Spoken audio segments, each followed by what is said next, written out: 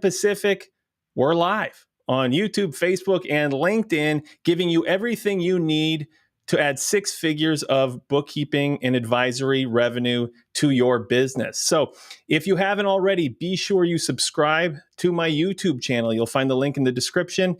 Be sure to join my free Facebook group. Always talking about ways to grow your business and to solve the problems in your business in there. And follow me, connect with me on LinkedIn, and you'll get the latest and greatest. So I'm really looking forward to today. It's something I've wanted to do for a long time. And that is, we are going to do a bookkeeping business makeover. I, as you know, have worked with over 3,000 people, helping them start and grow bookkeeping businesses, many of them doing over 6 figures in revenue.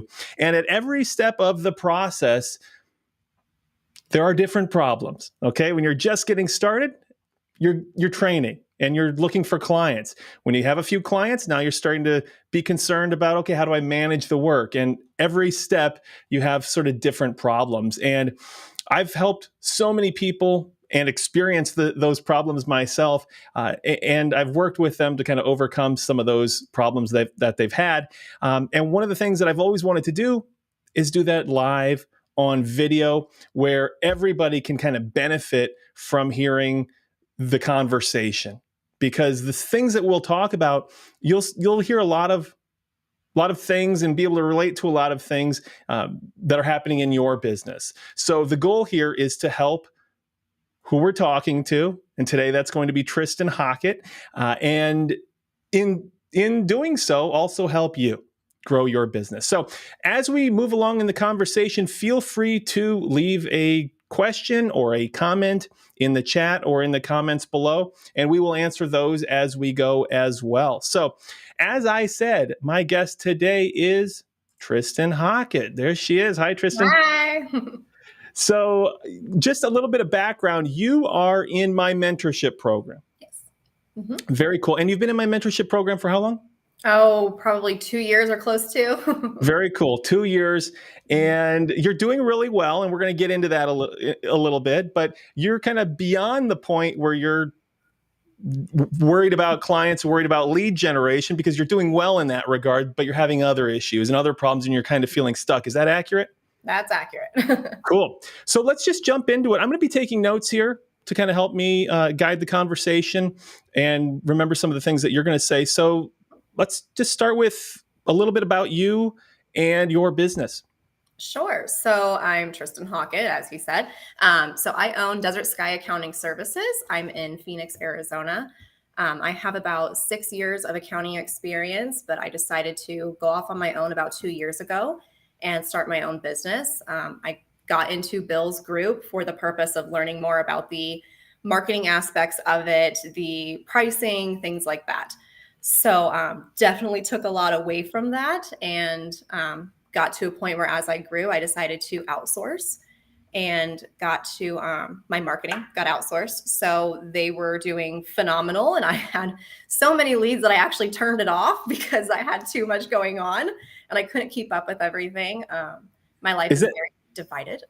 Go on. That's happening. You're doing a lot on LinkedIn. Is that correct? I'm doing a lot of LinkedIn. Yeah. Got it. And that's working really well. And you've had to turn that off because now you're trying to manage things. Yeah, I've turned it off, but I try to stay on top of my clients on leaving me reviews. So because of that, I'm now on the first page on QuickBooks Pro Advisor.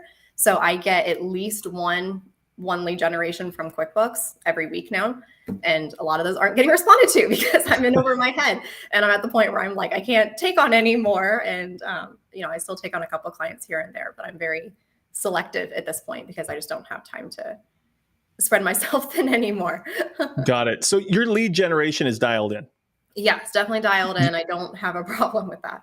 Okay, very cool. So give me an idea of where you're at currently in terms of revenue. Yeah, so I am just above 6 figures. So about you got one of our 6-figure or 100K awards. Yeah, I'm at about like 120. So doing good on that. I service 20 clients. So it's going well. I have a lot of business, and the overall problem I'm having is I I've taken a lot of notes from my previous experiences with jobs. And the last job I took before starting my business, I very much felt like I was thrown into a situation that I wasn't prepared for. And there was zero training involved. And it was kind of a here you go, sink or swim.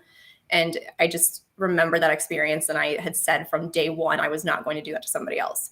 So I hired very early on with the intention on bringing on a part-time person, building them up, and then quickly bringing on another part-time person so that my eggs weren't all in one basket. So I brought on a part-time person. She was doing good, but she didn't have bookkeeping experience. Me thinking that, oh, it's not that difficult, I can train it. But I got slammed with clients as soon as I did that. And then I was starting to not be as supportive to her, and that's on me.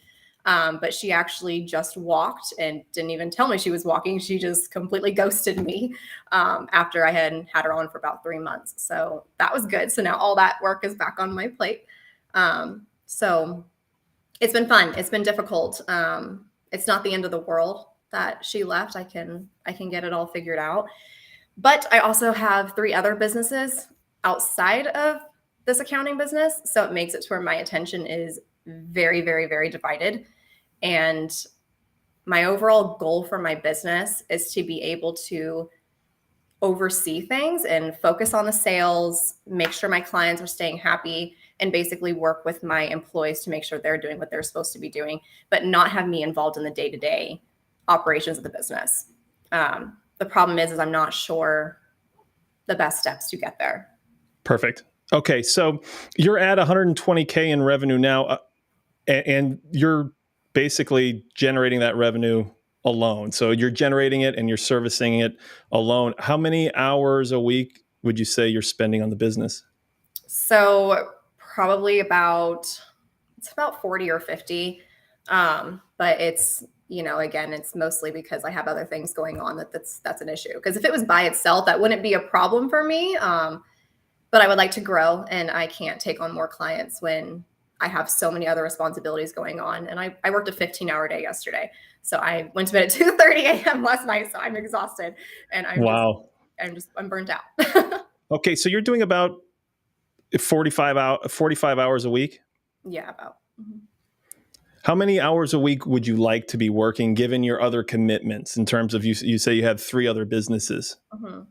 Yeah, honestly, like 10 or 20, if I'm being totally honest. I'd really like to get to the point where I can pass off a good chunk of my business and just oversee it. But when I had originally brought on my employee, it was with the intention that she'd be doing the background work and I would keep the relationships with the clients. And basically, I'd be the only point of contact for my clients. I feel like my clients not employed, but they decide to work with me and not necessarily my company. And it's definitely a transition on getting my clients to see that you're no longer working with me, you're working with my business. So I'm nervous about that transition as well, because my clients, I don't know if they're prepared for that. I and many of the people I've worked with have experienced that as well. That's a very common concern, is that, hey, they love me. And we'll talk a little bit later about how, while I'm sure they do love me, what they really love is making progress in their business and getting that result. And so there is a path there. So 15 hours a week is where you'd like to be. You're at 45 hours now. What about revenue? You're at 120K now. Would you be satisfied with 120K if you're working 15 hours a week, or would you like to grow that as well? Obviously, there's expenses that come off of that. So I would like to have more than that. I would love to get to the point where I can have a team and I can have a manager that's running most of the things and have employees underneath that. And then my communication being mostly with that manager, and then handling the marketing and handling some higher level things that might come up that the manager needs support from. Sure. I never want to get to the point where I'm just 100% out of my business. I just don't. Personally, I'm opposed to that. I just don't feel like it's a good thing for an owner to be 100% hands off. So I will never be comfortable doing that. But I would like it to where my business can operate with only 20% of me involved, if that's at all possible. And it's just a matter of getting there and taking those steps. How many employees or how many contractors, how many staff do you feel like you need to bring on before you need a manager? In other words, how many people can you manage yourself? So if they're handling all the client communications, maybe 3 or 4. I don't know. You tell That's me if that's actually, realistic. yeah, that's, I mean, I know the answer to, I knew the answer to that question before I asked it, but generally it's about 3. Oh, okay. Yeah, it's in that neighborhood, 3 before you really need that additional layer of management there, because hey, having like one person can take a significant amount of revenue. They can handle a significant amount of revenue in terms of the service delivery side of things, which is great. Yeah. And the management of one person is pretty easy. And 2 people you can handle. You start to get to 3. Now you're spending a lot of time managing, and that's taking away from client communication and business development. Okay, so you're right on track there. But give me a number in terms of revenue. Where would you like to be at the end of the day? In notwithstanding, paying staff and things like that. So revenue where I'd like to be? Yeah. Honestly, I don't know if I have an actual like cap. I mean, it would be great if I can be at 500. It'd be great if I could be at 1 million. But I know that stuff takes time, but I don't know if there's an actual like end point I'm looking for, because I'm also somebody that's never really like content with just being stable. Sure. That's probably a bad word, but I would like to get to the point where I can continuously grow the business. And I never want to get to the point where I'm like, okay, I'm at 500,000. Okay, now I'm good. I'm going to stop growing and just be okay with that. Right. So I don't know how to answer that. That's fair. That's fair. What you'll find is, and kind of a general rule of thumb that I like to use, is that I like every staff member to be responsible for about $125,000 in revenue. Okay. Okay, and that's kind of what's reasonable, as long as you have your lead generation dialed in like you do, and so you're able to kind of pick and choose the right clients to work with. Okay, if you're able to do that, then they can hit those types of numbers on their own. So if you're looking at 3 staff members, that's $375K. You add another one, you're in that kind of $500K space. So now that I've got kind of an idea of your kind of where you'd like to be, what are some of the concerns you're having right now, and what's kind of preventing you from moving forward? Yeah, my concern is time is I'm very low on time, and I know it takes a lot of time to be able to train an employee, train a staff. I'm also afraid of getting in the exact same situation that I literally just got out of, is that I took the time to train somebody and then they left, and now the work's back on me. So I have thought about if I need to hire 2 people that are part-time at the same time, so that I don't have an issue again to where somebody leaves and then I'm kind of like, okay, well now what do I do? I've got all this work. So I don't know. I don't know. I'm just stuck. Got it. So you're in a position right now where you're, as far as the numbers go, you're prepared to bring somebody on, and because you had somebody for about 3 months, and you've got a budget for that. Is that right? Yeah. So I was paying my other employee $17 an hour. She was not working as many hours as I would like her to. She was really only working 10, 15-hour weeks. Part of that was she wanted to work part-time, and our schedules didn't mesh very well. And the other part of that was I got slammed and didn't have time to actually sit down and train her on things that needed to be trained. So there was a lot of back and forth, and there's things I definitely could have done differently.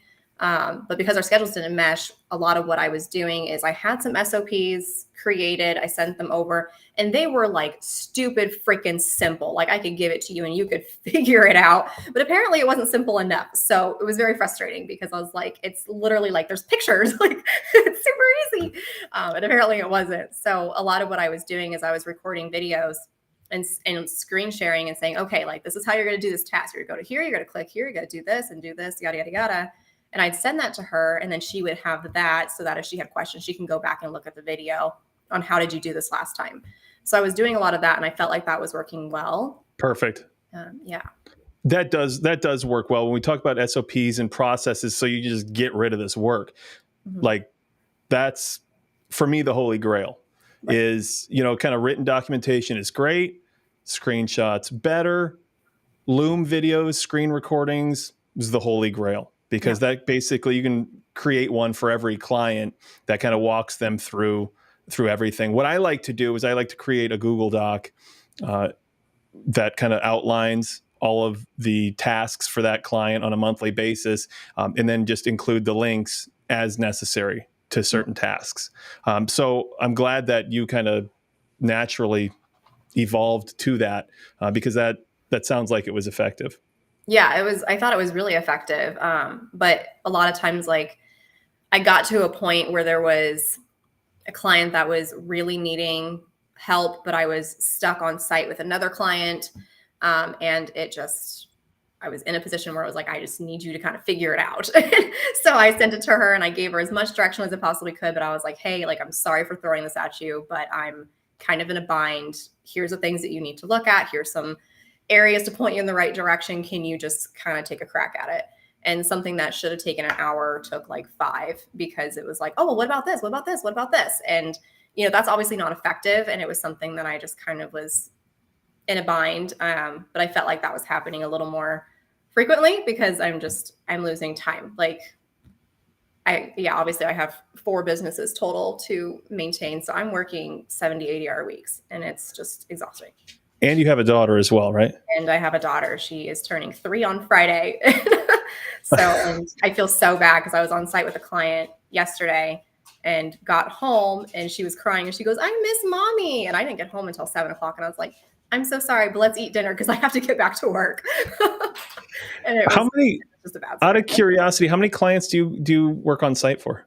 So just one, and they are actually a temporary Okay. job. Got it.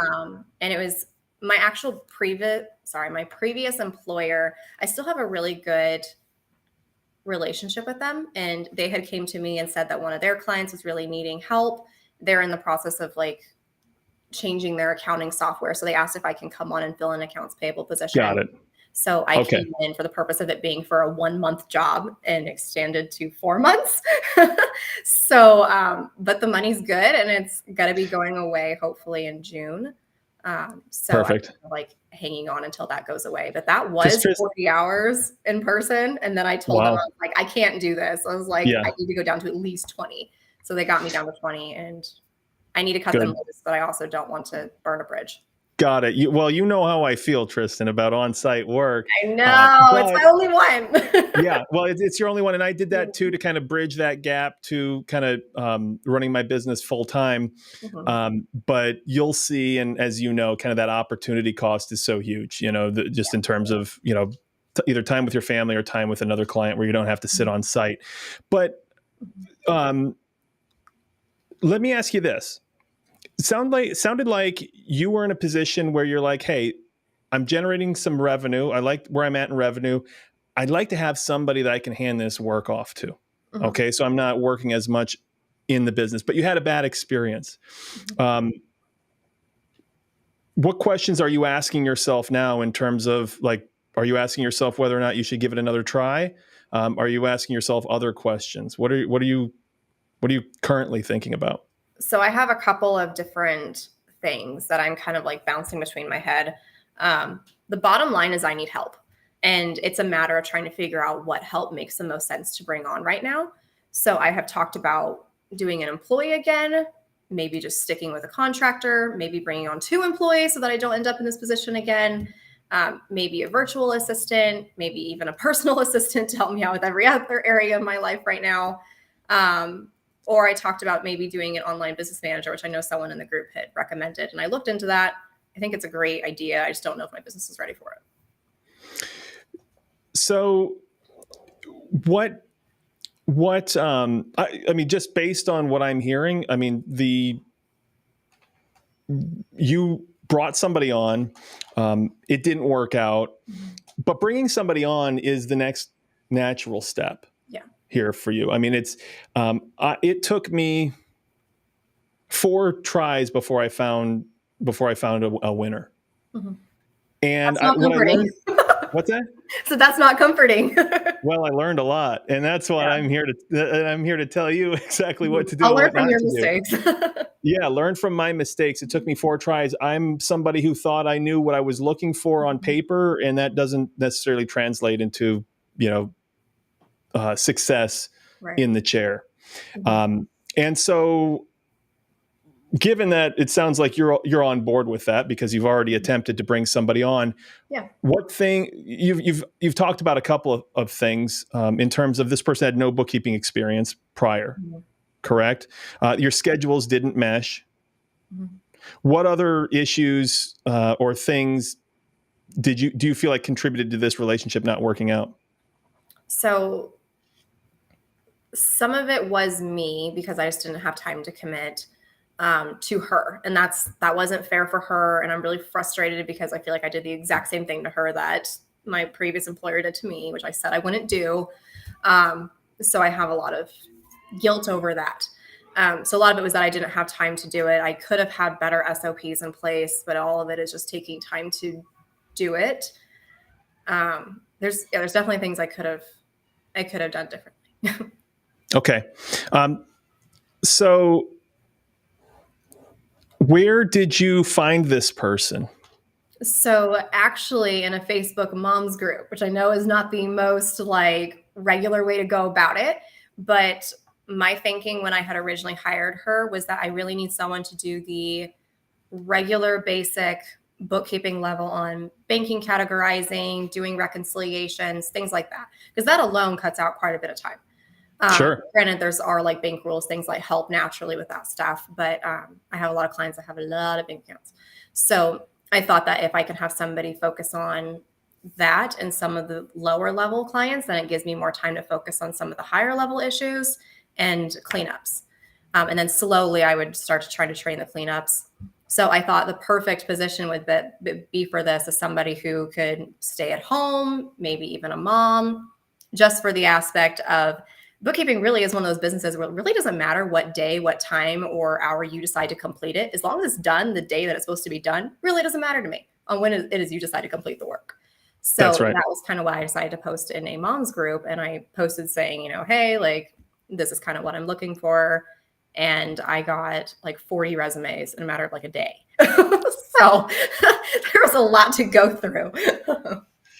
So, my wife suggested the same thing, and I was going to do the same thing before I found that one person that ended up working out because it is a great opportunity for somebody who has a flexible schedule. Mhm. So I certainly don't blame you for going that route. What is your what is what is your budget?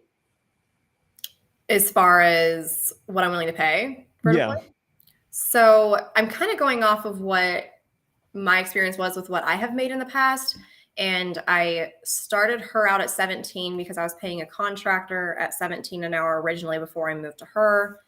And I let them go because they were making a lot of really stupid mistakes and I was kind of just done with it. Um, but myself, I was hired on at $20 an hour at my previous employer job. So if it's somebody who can sit down and they can rock it out and they have accounting experience, I'd be willing to do 20, but you tell me if that's reasonable or not. I just don't really know what makes the most sense. Well, we're probably talking about, I mean, you're not going to, you're not handing over all 120K in revenue Yeah, of to course. this person. How much revenue will this person handle from the start? Um, I'd probably transition it slowly to make sure they know what they're doing before I start giving them bigger Right. fish. Once they've ramped up, about how much will you probably transition over? Yeah, probably to start maybe 50. 50K. You tell me if So I'm that's just reasonable doing, or not. yeah, I'm doing some math and we'll find out because the math will tell us if it's reasonable. Okay. Um, so they're working, that's probably 16 hours a week. Yeah, probably. Okay, this is a part-time person. Mhm. So we got somebody at 16 hours a week um, times. I'm just doing some kind of quick math here. I mean, you have capacity, you easily have capacity to pay someone $25 an hour. Okay. You easily have capacity for that. 20 is not a bad place to start. What I would suggest is, and I want to draw the contrast between the person you have, or you had, I'm sorry, and the person you want. Right. Having a little bit of bookkeeping experience goes a long way. Yeah. Bookkeeping can absolutely be taught. You know me, I'm famous for saying that anybody can learn how to do this because anybody can. I was once a bright-eyed boy from Iowa, knew nothing about bookkeeping, and I learned it. Anybody can learn it. That being said, if you don't have time, which is something that you said, hey, I don't have a ton of time, it's worth it for you to pay a little bit extra for somebody who you don't need to train. Yeah, absolutely. Or you don't have to bring up to speed. 20 is totally fair. 25 is even something that you could consider. If you felt like 20 is kind of that sweet spot for you, that's fine. I'm of the mind that I will pay a premium to get a premium result. Yeah. And that premium result, you going on vacation or doing whatever it is you do with your family and knowing that the work is just being done and it's being done really well. I hired an employee who was awesome, took care of client communication and everything. I mean, I didn't talk to some of my clients for 6 months or more. Makes me feel a little bit guilty. But back to my point about they didn't care about me as much as great as I think I am. They cared about the result they were getting, and she was delivering that result. I found out that she started a bookkeeping business on the side. That's my concern. Why are you concerned about that? Because the reason why I had originally hired the employee I did with the purpose that I would be handling the client communication. Eventually, I wanted to pass off client communication when I had a bigger team, but I'm afraid to do it right off the bat because if their relationship is now with that person instead of myself, then I'm afraid that if they decide, well, I'm going to go and start my own business, then they can try to solicit your clients. Sure, you can have a non-solicitation in place, but I'm sure, as you know, those don't actually hold up. So, yeah. So she started her own business and my clients were still getting the result that they wanted to get. And when I say client communication, I wasn't doing like monthly reviews with them. She was doing that with them. But I would stop in and be the guy that shook hands and kissed the babies. Right. And that takes all of, 5 minutes, every quarter to touch base or to send something to keep it personal and maintain that relationship. Is it a possibility that somebody would come in and then create that relationship and then leave with clients? Absolutely. And there's nothing you can do to stop that. Absolutely nothing, even if you're still doing client communication, because I'll tell you what, I'm not emailing my clients and asking them, hey, can you help me categorize this list of things that I'm not really sure about in your books? Like, I'm not going to do that. My staff is going to do that. So there is going to be some amount of communication and they're going to have email conversations back and forth. Yeah. I can't prevent that from happening. But what I can do is I can use my best efforts to ensure that they're still getting the result they need so I don't have to be there all the time. And then I can check in with them as necessary or, when it's, sort of a quarterly review or something along those lines. I can kind of maintain that communication. As long as they're getting that result from your client, what do you care? And let me take it a step further. For someone who's like you, who's hit the holy grail of, lead generation, what do you care if a client walks away? Yeah, that's true. Honestly. How clients go. It's okay. And it's like, so there are things you can do to maintain that relationship without having to communicate with the clients on a monthly basis. Okay. Take it from me and others who have done this. It is possible. Your clients, I had 60 clients, and one client kind of had an issue of with me introducing somebody new into the relationship, my staff member. One client. Okay. And after a conversation, that was resolved. Okay. So understand how important it is. Last week we talked about clients only care about one thing, and that's the results they get for their business. As long as you keep that in mind, whether they're talking to you or your staff member, right, you're golden. So can we agree that somebody with bookkeeping experience is probably a smart move?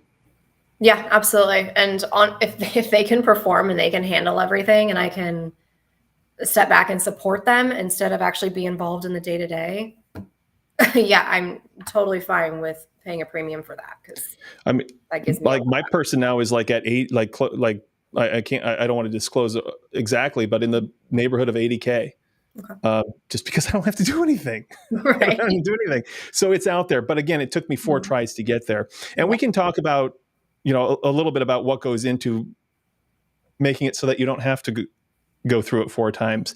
But somebody with bookkeeping experience is important.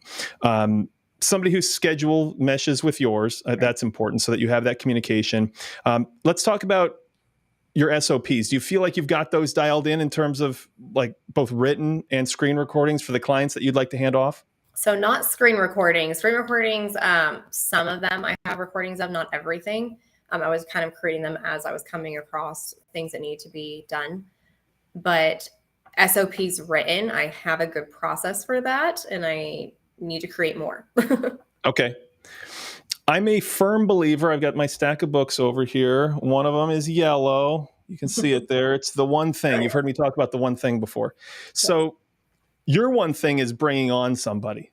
Mm-hmm. Okay. Bringing on somebody, you're able to hand off some of that work, and then you're able to, everything changes for you, right? Lead generation, you're able to bring on more clients, you're able to hire another staff person, whatever it is, everything changes for you. And that's what the one thing is all about, focusing on that one thing. So that's finding the right person. You found one that didn't work out. Let's find the right person. Before you bring on that person, let me ask you this.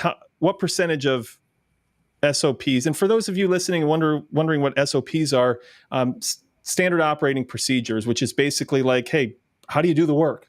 Give me kind of why do we need to do it? How do we do it? What are the results that we should get?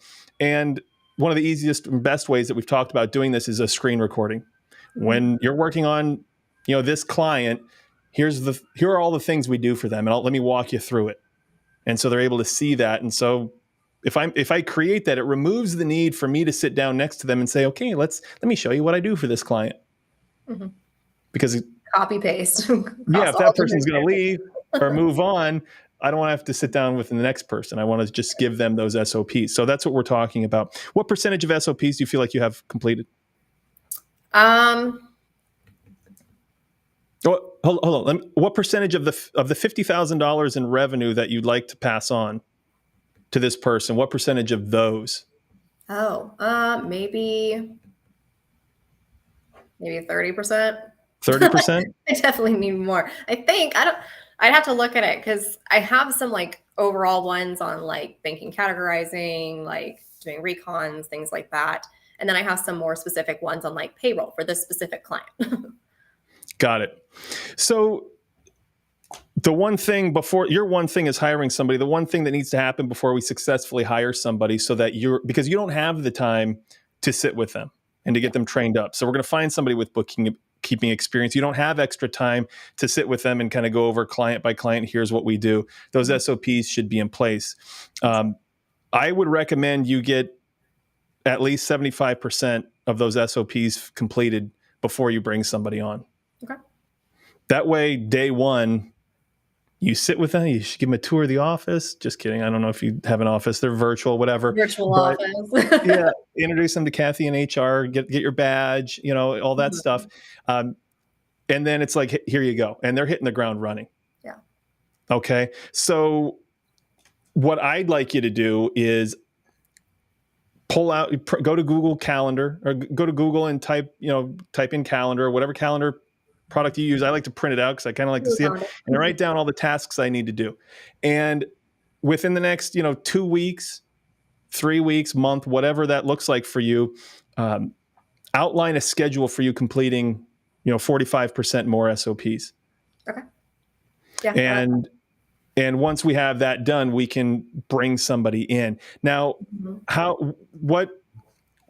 based on your experience of bringing somebody on, what thoughts do you have about where to look and how to find find a qualified person? Well, now I'm not 100% sure because I feel like if I'm looking for someone with actual experience this time, a mom's group probably isn't the best place for it. Although there could be someone in there, but probably not the best place. So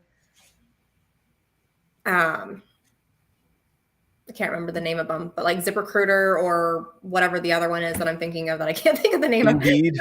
Yeah, Indeed. Thank you. I don't know, something like that. I've had great luck with both of those.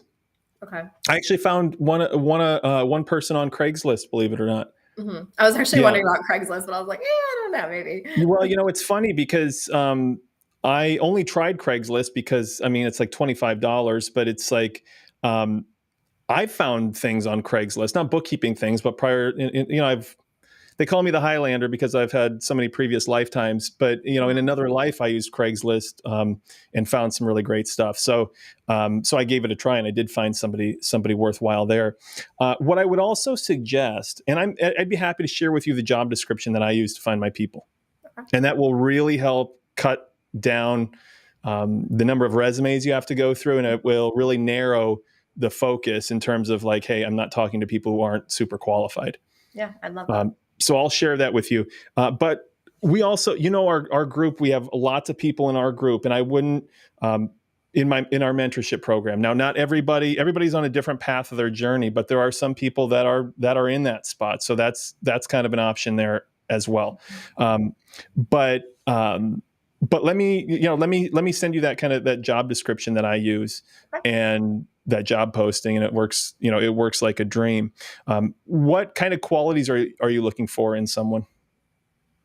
So personality is a big thing for me because I feel like if someone who I'm going to be working closely with, I need to be able to mesh personality wise with them.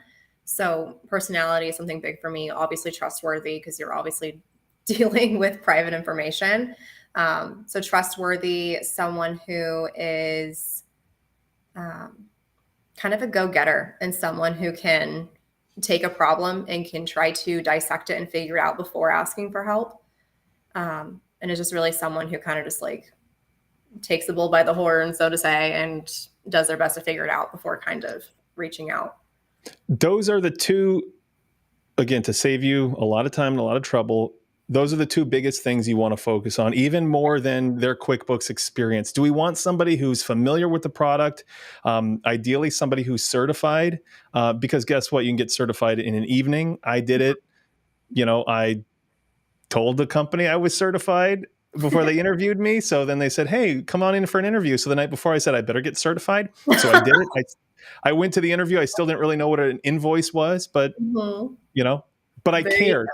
And so beyond that experience, more important than experience, the two things are, number one, that they care, that they care about doing a great job. And number two is that they take that initiative. So you hit on both of those things. Somebody who takes initiative and just is resourceful enough to figure something out. That first position I had, I didn't know anything. I was on Google like all day. I thought where I was sitting was visible by everybody. I thought they'd see my computer screen and know I was a fraud. I don't know what I'm doing. But I figured it out. Yeah, and people can do amazing things. I cared about doing a good job. You have those two things and you've got a winner. So those are the two things that you want to focus on when you're speaking to people, beyond their technical ability and expertise. And you will find somebody really great. I'm not saying like you'll find somebody really great right out of the gate, but you will find somebody really great. Yeah. Okay. If those are things we focus on. So finally, the last thing that I want to touch on when it comes to bringing somebody on is that just this little kind of pro tip I've used in terms of communication with my people. How were you communicating with her when she had a question about something?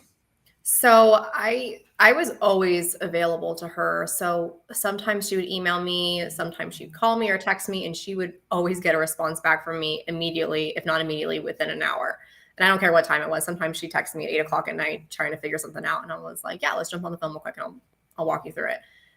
So texting was kind of the main communication line. She was horrible at phone calls. Sometimes I'd call her and she would she would never answer. And I pulled my head out of my butt a little too late because I was like, hey, like, you're struggling, you're not keeping up with things. I know that you're not, you need more guidance and some support. So I need you to write a list of everything that you're struggling on. I'm like, and let's sit down and let's go over it. So the week that we had planned to do that was the week before I got into one of my other businesses. So I was like, okay, this is the week to do it. Well, her kids were sick that entire week, so we never got to make it work. So then the next week I was like, okay, like, I'm busy the first half of the week, but let's talk on Thursday. Never heard from her Thursday and found out she was actually in the hospital with appendicitis. So it's like, okay, great. So she's having surgery. And then when I heard from her on Monday, she was like, okay, I'm back. I'm out of the hospital. I'm gonna start working. And then that was the last time I heard from her. So then I was like calling, are you okay? Are you okay? Are you okay? And I was like, well, I'm gonna look on her Facebook and make sure she's not like back in the hospital. And couldn't find her on Facebook. And I was like, hey, husband, like, can you look and see if you can find her profile? And he's like, yeah, I can see her just fine. I'm like, okay, she blocked me. Like, she's gone. It happens. It happens. We can use our best efforts, our best intentions, and sometimes it just doesn't work out. It was too little, too late, unfortunately. And I take responsibility for that. It's my business. I should have been better on top of it. Well, it is a learning. It's a learning experience, is what it is. And it sounds like you've done that. One thing that I've used to communicate with virtual staff that has been really effective for me, because I am not. I text like this, like an old man. I do that. I don't like. I've got two thumbs. I don't know how to use them when it comes to gotta texting use the swipe feature. Yeah. You know what? There is that too. But so an email takes too long for me. I hate email. In fact, students in the mentorship program, when they email me now, like when it's instead of typing a long email response, I'll do a Loom video, a screen recording, and walk them through whatever it is, because it's easier than me going, gear menu and then go to sales tax and, so Loom. But when it comes to communication, quick communication with staff, there's an app called Voxer. Okay. Voxer. And it's basically like walkie-talkie. It's kind of like a Slack, right? Yeah. It's like that. So it's like, hey, ask them a question, boom, done. They can listen to it at their leisure and then respond to it. And it's a really effective way of communicating when you can't be there. Okay, that's awesome. Okay, so definitely get on that and get your staff on that. What questions do you have? Because I think we're in agreement that it's just a matter of finding the right person, right? Yeah. What happens when you find the right person? How does that change things for you? That changes a lot. I won't have my head spinning nonstop to start. I'd be able to decrease my hours in the business, and I can focus more my hours on getting back into marketing, bringing on more clients. I can focus on the other businesses that I have and getting them stabilized so that I can kind of wean my way out of those ones as well, which is kind of the same plan. It would change things a lot. I could actually grow my business, because right now I've kind of like paused the growth on my business because I can't take on more by myself. So that's the power of, the one thing. You solve this one thing and everything completely changes. And when we have a bad experience, I hired one of the people I hired quit and then filed for unemployment. Yep. And so I had to go fight that. Mm-hmm. I had to go down there and I had to go fight that, and I won it. But, that's not the point. It was a huge, problem. And, when things like that happen, especially when it's your first time, you say, this doesn't work, or maybe this wasn't the solution, or maybe I should just try something else. Maybe I should just do it myself, or maybe I should try something else. And am I right in saying that you started to feel that way a little bit, that maybe hiring a person isn't the right thing? Maybe I should do something else? It made me question things, because I definitely had a clear path forward on, I'm going to hire somebody, I'm going to get them part-time, and I'm going to quickly bring on somebody else and make it part-time. That way my eggs are in one basket. I'm going to focus on the marketing. We're going to grow. Like, I think I had the right idea. And then after all this happened, I was like, okay, well, maybe I wasn't accurate on that. Like, maybe there's something I'm missing and I should be going a different route. Do you feel differently about that now? Yes, I feel like I need to just hire somebody with more experience and get my SOPs in place first and kind of go from there. And I That's all you need. I had my SOPs, but I just not enough. So 30% isn't enough.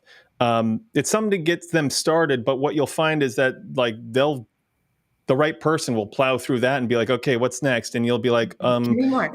yeah, I'm over here. I'm still doing this thing over here that I need to do before I can, before I can create more. Right. And so then there's that bottleneck.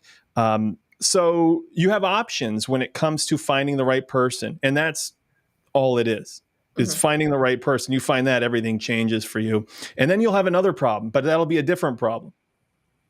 Which is what? Who knows? Who knows? Prepare me early. Your ice cream businesses take off, and then you're like, okay, now how do I get my accounting practice running 100% without whatever it is? Who knows what it'll be? Yeah. But there's always Elon Musk solved enough problems, and now he's the richest man in the world, and that's really all having a successful business is solving enough problems. So you'll have another problem, and that'll be a good thing. The problems you're experiencing now are advanced problems that a lot of people listening would love to have. Yeah. No, would love to have. So that's great. A good problem to have. So that's a good thing for you, and that means that you've done a lot of things right. Now, all we care about between now and the end of May or the middle of May, whatever time frame you want to put on, is getting those SOPs in place and getting somebody hired. And you can do both of those concurrently because it'll take you. It could take you a couple of weeks to find somebody.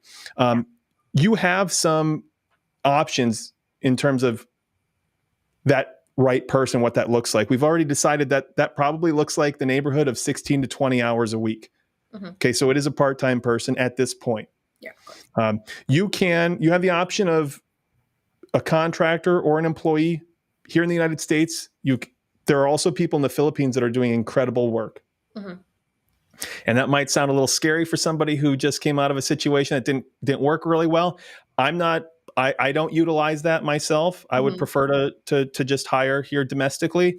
We do have people in the mastermind program working with like some Filipino contractors, and they're just killing it. I actually started with an Indian company. So I was working with India. So they were my contractors, and I hired them because it was a company and it was a team of people.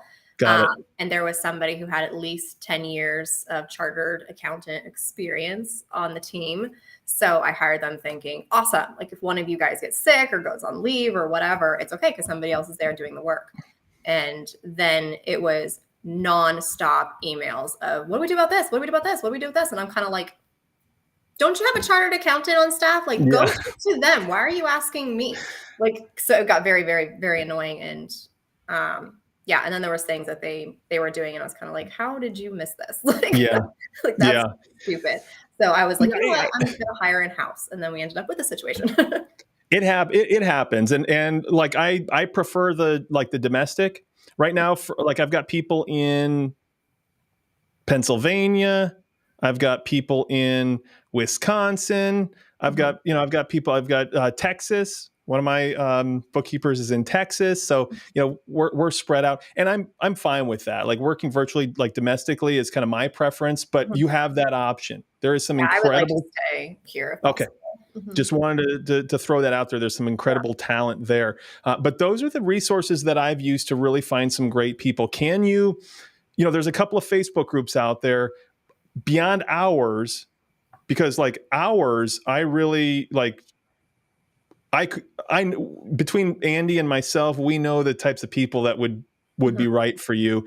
And some people are a little overzealous and say, hey, yeah, I'm ready to go. And it's like, okay, well, let's, kind of make sure that you're at the right stage. Okay. So I certainly wouldn't, I'd be wary of posting it in other bookkeeping groups because you'll get like 5 billion responses. I have had really great results with ZipRecruiter and Indeed. Okay. And I don't know if Craigslist, last time I used Craigslist, it was like 4 years ago. So I don't know if that's still worth it, but, and I can supply you with that. Like I said, that posting, and that'd be great. That's all it is. That's all this is for you. Like it's real close. Like, I don't know what that business manager, virtual assistant can absolutely make sense. But right now we're talking about bookkeeping work that probably makes more sense to take off your plate. Yeah, that's the number one thing for sure. Perfect. Perfect. That's all we need to do. This is something that could resolve itself within 2 weeks. That'd be great. That'd be good timing too. I mean, I'm surprised at how quickly like you can get qualified people in front of you when you're using the right post. Like you're using the right post, and you're posting it in the right places. So, do you have issues with like HR aspects on hiring people in other states? Because I know there's a lot of different like rules and regulations and laws and things in place that vary by state. Yeah, I had to do a little bit of research myself into that when I first started, and it's pretty easy to do that research yourself when it's just you. As you grow, and if you have people in multiple states, there are, and I have access to, and I can share this information with you. There are like outsourced like HR. Like I've got this. One of my clients was married to somebody. His wife had her own little like HR consulting thing. Oh, cool. And she charges way too little for what she does. So, like an employee handbook is like $100, for this, like, and like, so all these, so it's like, it's a great resource. So somebody like that kind of handles a lot of those issues for you. But as you're just getting started, if this is you're in Arizona. So like, if you find somebody elsewhere, it's pretty easy to come up to speed. Okay. Like overtime laws and just different documentation that's required. So it's pretty straightforward. Yeah. And I work with ADP payroll, so I'm hoping that they would just take care of all of that for me. They actually do have an HR arm. So I think that's the first place I would look. Okay. Yeah, maybe I'll do that. I think we found your one thing, and I think we've got a path forward. What do you think? I think we have a path forward. Let's do it. And so I will be following up with you. Okay, do it. And making sure that we're kind of tracking towards this goal that we have. Any other questions I can answer for you before we wrap it up? I don't think so. I'm so appreciative for you and your course. I'm super jealous of everything that you have been able to accomplish, and I'm hoping that I can be just a tiny bit successful as what you have been able to accomplish. So thank you for your time. I really appreciate it. You're welcome. And you've done some incredible things already, not least of which is managing all of this with a family. That's not easy.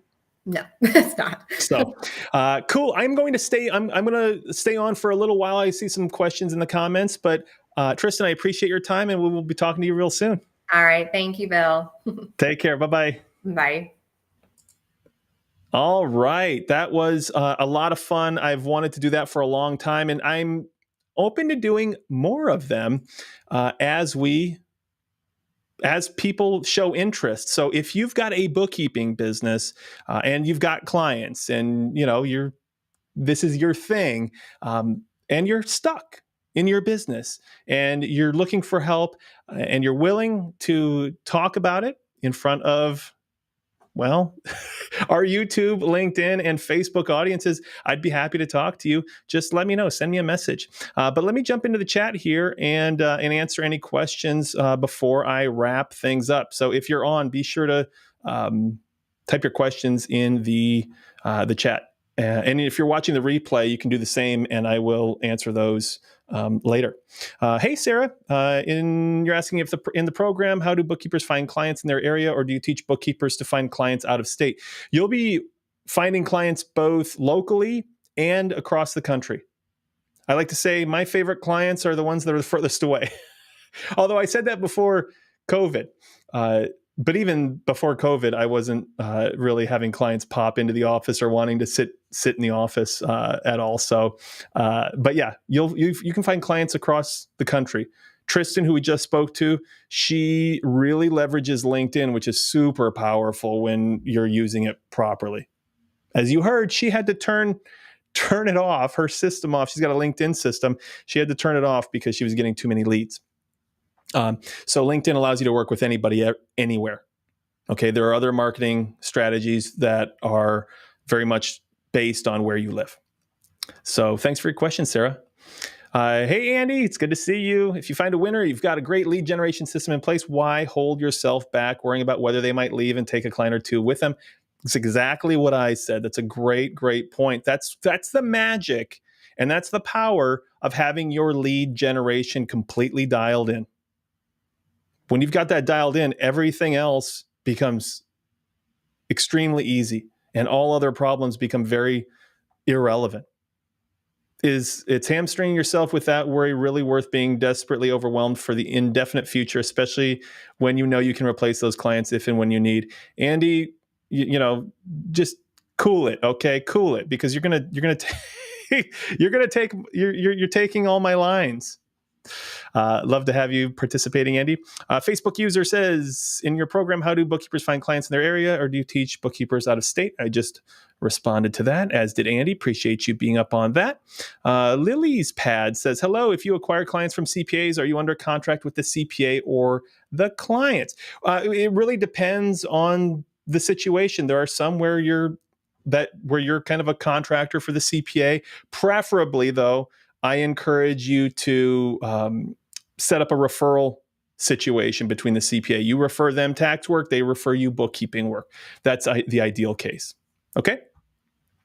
Hey, Denise, you just started the course. You're saying I explain it in layman's terms perfectly. Love your course. Thank you, Denise. Appreciate that. We try to make it easy. I say anybody can learn how to do this as long as you're really committed to learning the skill and doing good work. That's it. Anybody can do it. Another question here from a Facebook user. What would you say to people who don't have bookkeeping experience and want to learn it? First off, I would encourage you to watch my free training. Okay, that free training, if you just go to boomingbookkeeping.com, and Andy is replying to that as well. My full program covers it. But if you go to boomingbookkeeping.com, if you haven't seen my free training, check it out. It's got a lot of information that you can use on your own right away without joining my mentorship program. It shows you how to get your free QuickBooks account. There's some free training in there, and that can help you get your feet wet. And then a mentorship program like mine helps you take those skills and create a business out of it, and take those skills and implement them very efficiently when we're working with clients. Okay, we want to be very efficient as well. All right, cool. So I think that's about it. I appreciate everybody being on. I hope you enjoyed this. Again, if you have a bookkeeping business and you're feeling stuck for whatever reason and you're looking for help, feel free to reach out to me.